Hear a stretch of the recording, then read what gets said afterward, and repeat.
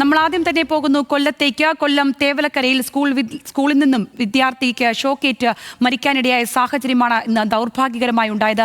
8ാം class വിദ്യാർത്ഥി മിഥുനാണ് മരിച്ചത്.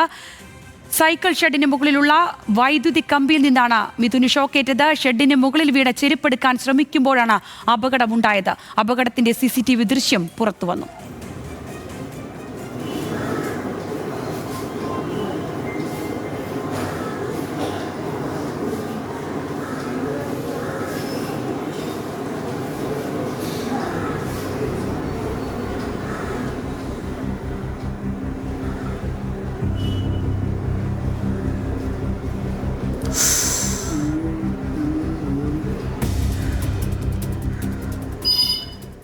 അതേസമയം അപകട മരണത്തിൽ അടിയന്തര റിപ്പോർട്ട് തേടി വിദ്യാഭ്യാസ മന്ത്രി വി ശിവൻകുട്ടി. സ്കൂളിലെ പ്രിൻസിപ്പൽ ഉൾപ്പെടെയുള്ള അധ്യാപകർക്ക് എന്താണ് ജോലിയെന്നും വീഴ്ചയുണ്ടെങ്കിൽ കർശന നടപടി എടുക്കുമെന്നും മന്ത്രി പറഞ്ഞു. സംഭവ സ്ഥലത്തേക്ക് അടിയന്തരമായി പോകുന്നതിന് വേണ്ടി വിദ്യാഭ്യാസ ഡയറക്ടറെ ചുമതലപ്പെടുത്തിയിട്ടുണ്ട്. ഷാനവാസ് IAS അങ്ങോട്ട് പോയിട്ടുണ്ട്. കൊല്ലം DD അങ്ങോട്ട് പോയിട്ടുണ്ട്. ഞാനും ഉച്ചശേഷം സംഭവ സ്ഥലത്തേക്ക് പോവുകയാണ്. പെട്ടെന്നുണ്ടായ കാര്യമല്ലല്ലോ. അവിടുത്തെ അധ്യാപകരും HM-ഉം അവിടുത്തെ മറ്റ് അധികാരികളും എല്ലാ ദിവസവും കാണുന്നില്ലേ ഈ ഇലക്ട്രിക് ലൈനും അതുള്ള കാര്യങ്ങൾ. അവരെങ്ങനെ ഫിറ്റ്നസ് സർട്ടിഫിക്കറ്റ് കൊടുത്തത് അതേ കൊടുത്തില്ലയോ? ഈ കാര്യങ്ങളെ സംബന്ധിച്ചിടത്തോളം വളരെ ഗൗരവത്തോടു കൂടി തന്നെ അന്വേഷിക്കും. ഇലക്ട്രിസിറ്റി ബോർഡും അന്വേഷണം പ്രഖ്യാപിച്ചിട്ടുണ്ട്. എന്തായാലും നമുക്ക് താങ്ങാനാവാത്ത ദുഃഖമാണ് ഉണ്ടായിട്ടുള്ളത്. നമ്മുടെ വീട്ടിലൊരു മകൻ നഷ്ടപ്പെട്ട പോലുള്ള ഒരു പ്രതീതിയാണ് നമുക്ക് എല്ലാവർക്കും ഉള്ളത്.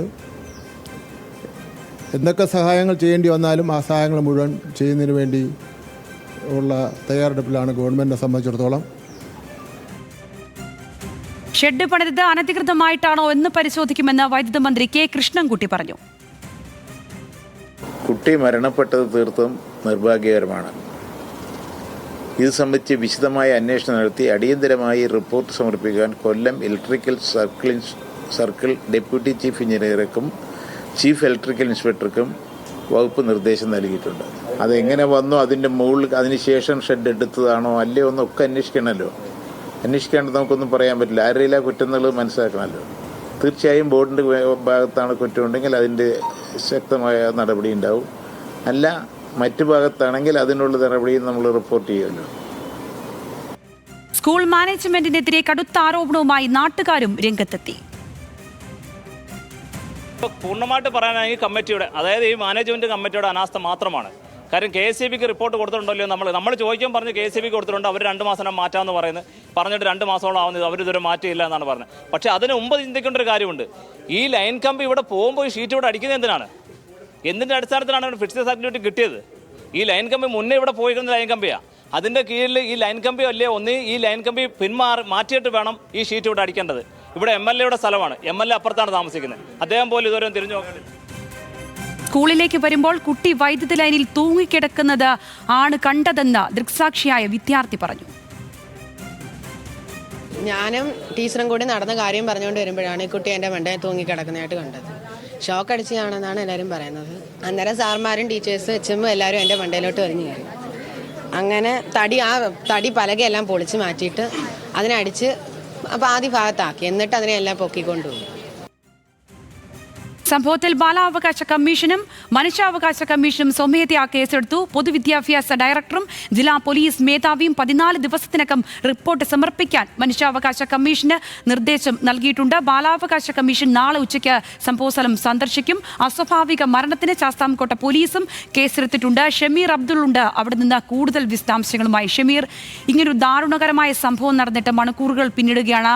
വലിയ ദുഃഖം പേർന്ന നിമിഷങ്ങളിലൂടെയാണ് ആ സ്കൂളും ആ പ്രിയപ്പെട്ടവരും ഒക്കെ കടന്നു പോകുന്ന സാഹചര്യം. ആദ്യം തന്നെ കുട്ടിയുടെ പോസ്റ്റ്മോർട്ടം അടക്കമുള്ള നടപടികളൊക്കെ ഏത് സമയത്താണ് എന്നുള്ളത് ആദ്യമായി വേണ്ട വിശദാംശം. അതിനുശേഷം അവിടേക്ക് പ്രമുഖരായ വ്യക്തികളൊക്കെ എത്തുന്നത് നമ്മൾ കഴിഞ്ഞ മണിക്കൂറുകളിൽ കണ്ടു. വിദ്യാഭ്യാസ മന്ത്രി അടക്കം അങ്ങോട്ടേക്ക് എത്തുന്നുണ്ട്. അതൊക്കെ എപ്പോഴേക്കുമാണ്? മാത്രമല്ല വലിയ പ്രതിഷേധങ്ങളും സ്കൂൾ നേരിടുകയാണ്. അവിടുത്തെ ഒരു സാഹചര്യം കൂടി എന്താണ് ഷമീർ? ഇതിൽ ഏറ്റവും പ്രധാനപ്പെട്ടത് ഈ കുട്ടിയുടെ മൃതദേഹം ഇപ്പോഴുള്ളത് ശാസ്താംകോട്ട താലൂക്ക് ആശുപത്രിയിലാണ്. കുട്ടിയുടെ അമ്മ വിദേശ രാജ്യത്താണുള്ളത്, അച്ഛനാണ് നാട്ടിലുള്ളത്. മൃതദേഹം ഇന്നിപ്പോൾ ഇൻക്വസ്റ്റ് നടപടികൾ സ്വീകരിച്ച ശേഷം നാളെ പാരിപ്പള്ളി മെഡിക്കൽ കോളേജിൽ പോസ്റ്റ്മോർട്ടം നടപടികൾ നടത്തുമെന്നാണ് അറിയാൻ കഴിയുന്നത്. എന്തായാലും ഇന്ന് രാവിലെ 9:30 ഈ സംഭവം പുറം ലോകത്ത് അറിയുന്നത്. ഈ കുട്ടി സ്കൂളിലേക്ക് നമുക്ക് ആ CCTV ദൃശ്യങ്ങളിലൊക്കെ തന്നെ കാണാം. കുട്ടികൾ കൂടുതലായി സ്കൂളിലേക്ക് കടന്നു വരുന്നതും ഇതിനിടയിലൂടെ ഒരു കുട്ടി അതായത് മിഥുൻ ആ സ്കൂൾ കെട്ടിടത്തിന്റെ മുകൾ വശത്തൂടെ നടന്നു പോകുന്നതും, അതായത് ആ ഷീറ്റിൽ നീല കളർ ഷീറ്റിലൂടെ നടന്നു പോയി തന്റെ ചെരുപ്പ് എടുക്കാൻ ശ്രമിക്കുന്നതിനിടെ മറിഞ്ഞു വീഴുകയും ചെയ്തു. അതായത് ഇലക്ട്രിക് ലൈനിലേക്ക് മറിഞ്ഞു വീഴുകയാണ് ചെയ്തത്. ഉടൻ തന്നെ ഷോക്കേറ്റ് കുട്ടി മരണപ്പെടുകയും ചെയ്തു. ഇത് കണ്ട ദൃക്സാക്ഷികളായ മറ്റു കുട്ടികൾ കാണുകയും ചെയ്തു. അത്യന്തം സങ്കടകരമായ കാര്യം, 5 ക്ലാസ് മുറികളാണ് ഈ സ്കൂളിലുള്ളത്. 5 ക്ലാസ് മുറികൾ. 5 ക്ലാസ് മുറിയിൽ 8B എന്ന ക്ലാസ് മുറിയിൽ നിന്നാണ് ഈ കുട്ടികൾ തമ്മിൽ സ്വാഭാവികമായും സ്കൂളിൽ കളിക്കുകയായിരുന്നു. ഈ സമയത്താണ് കുട്ടികളുടെ ചെരുപ്പ് മറ്റൊരു സഹപാഠി മുകളിലേക്ക് വലിച്ചെറിഞ്ഞത്, അതായത് ഈ ഷെഡിലേക്ക് വലിച്ചെറിഞ്ഞത്. അതെടുക്കാൻ വേണ്ടിയിട്ടാണ് കുട്ടി സ്വാഭാവികമായും അവിടേക്ക് കയറുകയും ചെയ്തത്. ഈ കയറുന്നതിനിടയിലാണ് ഇത്തരത്തിലൊരു അപകടം അവിടെ ഉണ്ടാവുകയും ചെയ്തത്. എന്തായാലും ഇതുമായി ബന്ധപ്പെട്ട് ഈ കെട്ടിടത്തിന്റെ ഫിറ്റ്നസ് അടക്കമുള്ള കാര്യങ്ങളുമായി ബന്ധപ്പെട്ട് വലിയ ആക്ഷേപങ്ങളും ആരോപണങ്ങളും ഒക്കെ നിലവിൽ വരികയാണ്. അതായത് ഈ കെട്ടിടത്തിന്റെ ഫിറ്റ്നസ് ഇല്ല തുടങ്ങിയ ആരോപണങ്ങൾ വരുന്നു. എന്തായാലും ഇതുമായി ബന്ധപ്പെട്ട് KSCBയുടെ വിശദീകരണം നമ്മൾ ആരാഞ്ഞിരുന്നു. KSCB ഇതുമായി ബന്ധപ്പെട്ട വിശദീകരണങ്ങളൊന്നും തന്നെ നൽകിയിട്ടില്ല. ഈ ഷെഡ് ഏതാണ്ട് 10 വർഷം മുമ്പ് സ്ഥാപിച്ച ഷെഡാണെന്നാണ് സ്കൂൾ അധികൃതർ പറയുന്നത്. ഈ വൈദ്യുതി ലൈൻ ഇത്തരത്തിൽ താഴ്ന്നു കിടന്നിട്ട് KSCB എന്തുകൊണ്ട് ഇത് ഉയർത്തിക്കെട്ടാൻ നടപടി എടുത്തില്ല എന്ന് ചോദിക്കും. ഇതുമായി ബന്ധപ്പെട്ട് സ്കൂൾ അധികൃതരോട് നിർദ്ദേശിച്ചു. ജൂൺ 15 നിർദ്ദേശിച്ചിരുന്നു എന്നാണ് പറയുന്നത്. പക്ഷേ സ്കൂൾ അധികൃതരും ഇത് തള്ളുകയാണ്. എന്തായാലും വലിയ പ്രതിഷേധം സ്കൂളിലേക്ക് നടന്നു. RYF പ്രവർത്തകർ മതിൽ ചാടിക്കടന്ന DD ജില്ലാ ഉപജില്ലാ വിദ്യാഭ്യാസ ഓഫീസറൊക്കെ ഇവിടെ എത്തി വിവരങ്ങൾ ശേഖരിച്ചിരുന്നു. അത്തരത്തിൽ വലിയ പ്രതിഷേധം സ്കൂളിന് മുമ്പിലേക്ക് നടന്നു. എന്തായാലും ഇപ്പോഴും പ്രതിഷേധം സ്കൂളിന് മുമ്പിലുണ്ട്. MSFന്റെ പ്രതിഷേധമാണ് ഇപ്പോൾ സ്കൂളിന് മുമ്പിൽ നടക്കുന്നത്. BJP പ്രവർത്തകർ സ്കൂളിനുള്ളിൽ തന്നെ തുടരുകയാണ്. ഇവർ പുറത്തേക്ക് പോകണം, അതായത് വിദ്യാഭ്യാസ മന്ത്രി അടക്കമുള്ള ആളുകൾ ഇങ്ങോട്ടേക്ക് വരികയാണ്. വിദ്യാഭ്യാസ ഡയറക്ടർ അടക്കമുള്ള ആളുകൾ ഇങ്ങോട്ടേക്ക് വരികയാണ്. അതുകൊണ്ട് തന്നെ പ്രതിഷേധം മുന്നിൽ കണ്ടുകൊണ്ട് ഈ സ്കൂൾ കോമ്പൗണ്ടിനുള്ള പ്രവർത്തകർ പുറത്തിറങ്ങണമെന്ന് പോലീസ് നിർദ്ദേശിച്ചു. ഇത് അംഗീകരിക്കാതെ പോലീസും BJP പ്രവർത്തകരും തമ്മിൽ ഇപ്പോൾ വാക്കേറ്റം നടക്കുകയാണ്. പുറത്ത് MSFന്റെ മാർച്ച് നടക്കുന്നു. അങ്ങനെ വലിയ പ്രതിഷേധ കോലാഹലങ്ങളാണ് സ്കൂളിന് മുമ്പിൽ ഉള്ളത്. എന്തായാലും വരുത്തിവെച്ച ഒരു ദുരന്തം എന്നാണ് ഷിബു ബേബി ജോൺ നേരത്തെ പറഞ്ഞത്. നമുക്കും അങ്ങനെ തന്നെ അത് അനുമാനിക്കാൻ കഴിയും. കാര്യം ദൃശ്യങ്ങളിലടക്കം നമുക്ക് കാണാൻ കഴിയും. ഒരു സുരക്ഷയുമില്ലാതെ ഇത്രയും കുട്ടികൾ പഠിക്കുന്ന ഒരു സ്കൂളിൽ ഒരു നീല ഷെഡ് പണിയുന്നു. ആ ഷെഡിന് മുകളിൽ ഇത്തരത്തിൽ കുട്ടികൾക്ക് വളരെ വേഗത്തിൽ കയറാൻ കഴിയുന്ന രീതിയിൽ ആ സ്കൂൾ കെട്ടിടത്തിന്റെ പലകകൾ പൊളിഞ്ഞു കിടക്കുന്നു. അവിടേക്കാണ് ഈ കുട്ടി കടന്നു കയറുകയും ചെയ്തത്. എന്തായാലും ഒരു കുട്ടിയുടെ ജീവൻ നഷ്ടപ്പെട്ടപ്പോഴാണ് ഈ കാര്യങ്ങളൊക്കെ തന്നെ ഇപ്പോൾ ചർച്ചയാവുന്നത്. നമ്മുടെ കലാലയങ്ങളിൽ ഈ സ്കൂളുകളിലൊക്കെ ഇത്രയും സുരക്ഷിതത്വം മാത്രമേ ഉള്ളൂ എന്ന ചോദ്യം ഉയരുകയും ചെയ്യുന്നത്. എന്തായാലും പ്രതിഷേധം കണക്കിലെടുത്ത് കൂടുതൽ പോലീസ് ഇവിടെ എത്തിയിട്ടുണ്ട്. ശാസ്താംകോട്ട പോലീസിനെ കൂടാതെ തന്നെ ജില്ലയിലെ മറ്റിടങ്ങളിൽ നിന്നുള്ള പോലീസ് ഉദ്യോഗസ്ഥരൊക്കെ തന്നെ ഇവിടെ എത്തിയിട്ടുണ്ട്. എന്തായാലും സംസ്ഥാന വിദ്യാഭ്യാസ വകുപ്പ് ഓഫീസർ ഷാനവാസ് IAS ഇവിടെ എത്തിച്ചേരുന്നുണ്ട്. അതുപോലെ തന്നെ ADM ഇവിടെ തുടരുന്നുണ്ട്. ADM അടക്കം തടഞ്ഞുകൊണ്ടുള്ള സമരമാണ് ഇവിടെ നടന്നത്. ഇപ്പോൾ BJP പ്രവർത്തകരോട് ഈ സ്കൂൾ കോമ്പൗണ്ടിനുള്ളിൽ നിന്ന് പുറത്തേക്ക് പോകാൻ പോലീസ് നിർദ്ദേശിക്കുന്നു. പക്ഷേ അവർ പോകാൻ തയ്യാറാണ്. അതുമായി ബന്ധപ്പെട്ടുള്ള സംഘർഷാവസ്ഥയാണ് ഇപ്പോൾ സ്കൂളിനുള്ളിൽ ഉള്ളത്. എന്തായാലും വലിയ ഒരു ദാരുണ സംഭവം. ആ കുട്ടിയുടെ സ്കൂളിലെ പുസ്തകങ്ങളും അതുപോലെ സഹപാഠിയുടെ സൗണ്ട് ബൈറ്റും ഒക്കെ അത്യന്തം സങ്കടകരമാകുന്ന ഒരു കാര്യം. ഇത്രയും വലിയൊരു കലാലയത്തിൽ അതും അത്രയും സുരക്ഷിതമില്ലാത്ത ക്ലാസ് മുറിക്കുള്ളിൽ കുട്ടികൾ പഠിക്കുന്നു എന്നുള്ളത് അന്വേഷിക്കപ്പെടേണ്ടതാണ്. അത് വിവിധ വകുപ്പുകൾ തമ്മിലുള്ള തർക്കത്തിലേക്ക് മാത്രം പോകുന്ന ഒരു സാഹചര്യമാണ് ഇപ്പോൾ ഉള്ളത്.